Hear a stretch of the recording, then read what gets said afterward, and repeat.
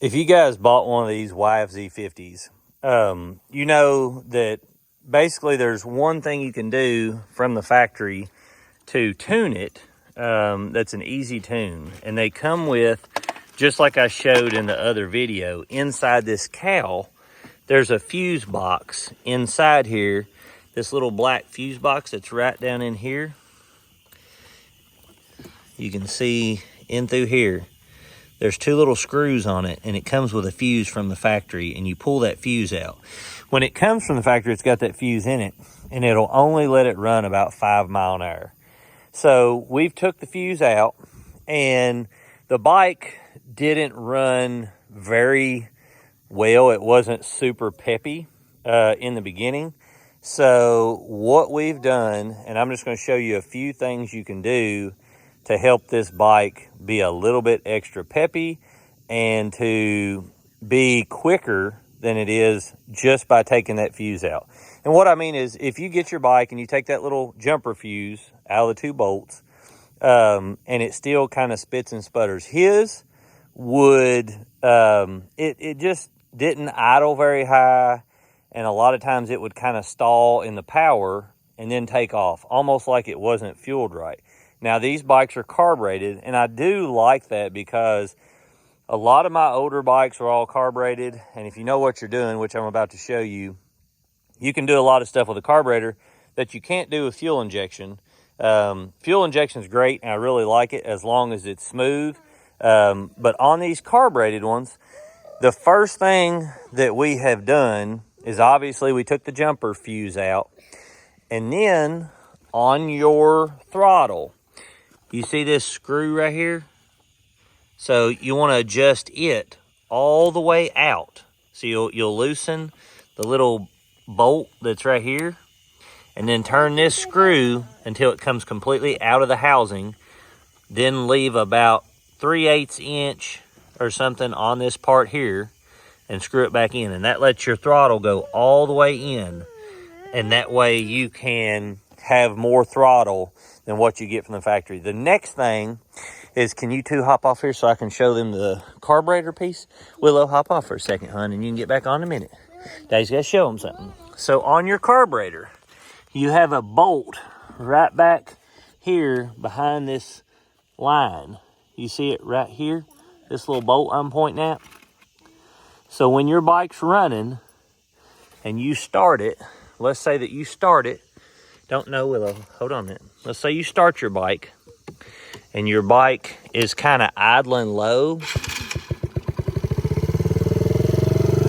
Now you can see how that idles high and it holds its RPM well. I've got this one idling a little bit higher than what some of you might like, but this bike, any of these little, bikes like this, for them to stay peppy, they've got to stay in the RPM range. So you stick a screwdriver up there and start it and turn that screw until it's idling really, really smooth, and that'll keep this bike very peppy in low end.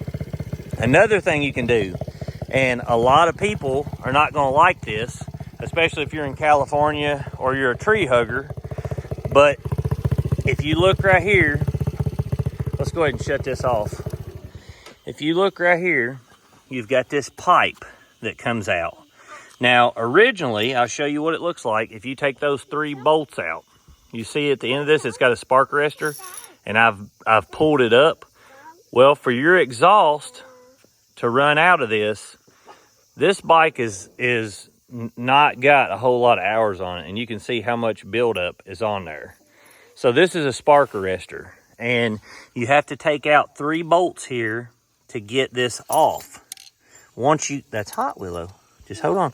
Once you get this off, you can take a wrench or a pair of pliers like this, and you can just pull this cap off of this. This will give you a lot better response and stuff, and if this gets built up, you won't have a lot of back pressure on this little motor. Those are some things that you can do. Another thing is make sure you're keeping your pivots and stuff greased on this and proper air in your tires so that it's not a lot of drag on the motor. I mean, these motors aren't that powerful anyway, but this now, since we've done all this, has gained probably 2 to 3 mile per hour, and it's a ton peppier. And I'm just gonna let him jump on it after I put this spark arrestor back on and just let you guys kind of see it zipping around and see him taking off, and that'll give you an idea. We've got a friend with a 70 Can-Am that we're going to try to get both of them together and kind of race around and just show you guys what they're capable of. What do you like about it, little man? I like when you start it up and it will like jerk you like it would like on a real vehicle that has a cab. Yeah. Like a tractor. So I do like this. So when you get the gas, it's got a little holding thing. So when you want to, your computer can open it easy. Right.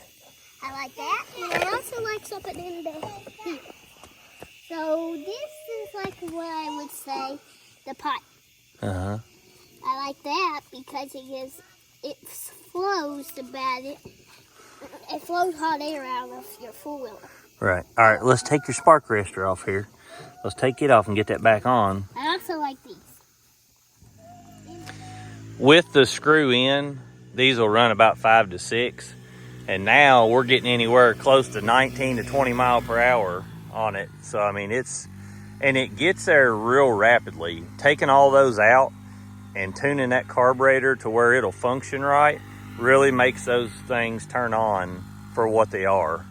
I'll be curious to see how it compares with the little Can-Am, but you can hear it getting in high RPM and when he really gets on that throttle.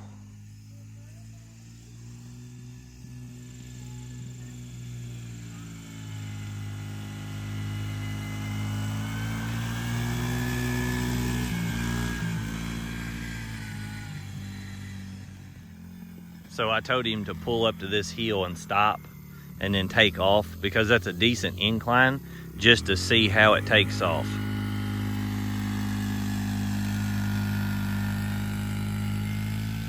And all of our property is pretty hilly. But before we did all that, a lot of times when you would hit these hills, it would kind of slow down and stall a little bit, and then it would come back into itself and take off. And now it's just smooth throughout the whole throttle range anytime.